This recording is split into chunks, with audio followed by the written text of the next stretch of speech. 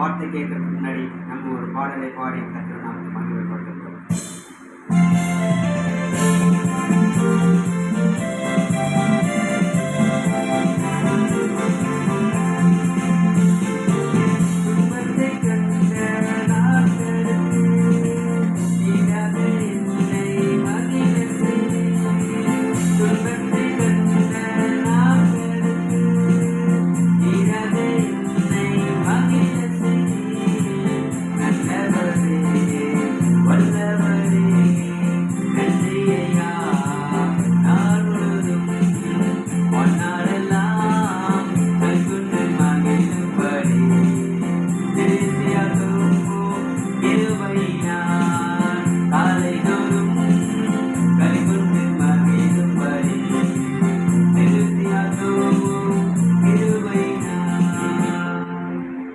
இந்த தியானத்துக்கு ஆரம்பமாக சங்கீதங்கள் புஸ்தகம் 138:7 சொன்னது போல, நான் துன்பத்தின் நடுவில் நடந்தாலும் நீர் என்னை உயிர்ப்பிப்பீர்.